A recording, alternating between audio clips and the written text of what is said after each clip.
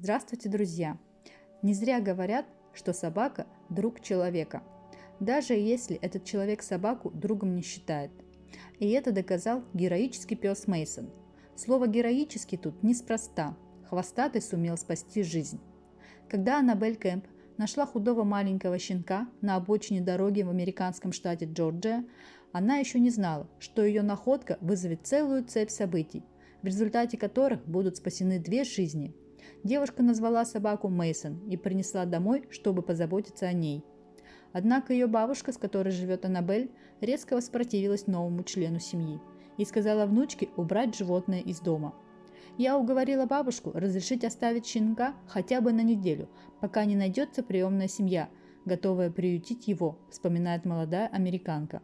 Однако и через 7 дней новые хозяева не были найдены. Поэтому девушке пришлось передать собаку в благотворительную организацию, откуда пес попал в гостиницу для домашних животных в ожидании семьи, которая захочет забрать его домой. Но потом случилось непредвиденное. Мейсон заболел и был отправлен в госпиталь. Когда я узнала, что мой пес болен, я была в истерике и взялась уговаривать бабулю пустить его в дом, обещая, что животное не доставит ей хлопот. Скрипя сердце, бабушка согласилась, рассказала Аннабель. Благодаря заботе девушки пес вскоре выздоровел, но бабушка была очень недовольна соседством с новым жильцом. Собаке было запрещено как-либо контактировать с пожилой женщиной и не разрешалось ходить по общему коридору.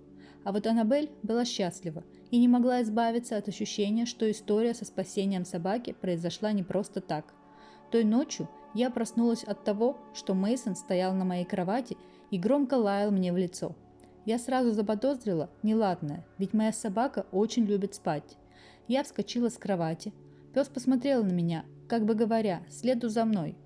Он помчался по тому самому коридору, куда ему запрещено выходить, и забежал прямо в комнату бабушки. Я нашла ее в ванной, лежащей на полу без сознания, а Мейсон облизывал ее лицо и скулил, рассказала девушка. Дело в том, что у бабушки Аннабель больное сердце. Из-за этого она периодически теряет сознание, и если ей вовремя не помочь, то женщина может умереть. Благодаря собачьей бдительности внучка успела оказать бабуле необходимую помощь, и все закончилось хорошо. Не знаю, как Мейсон узнал, что бабушке стало плохо. Ему ведь не разрешалось с ней общаться и тем более заходить в ее комнату. Но факт остается фактом. Собака, которую моя бабушка ненавидела, спасла ей жизнь. Я рассказала ей об этом на следующее утро. И моя бабуля воскликнула: «Спасибо тебе, Мейсон». С тех пор отношение пожилой женщины к собаке поменялось.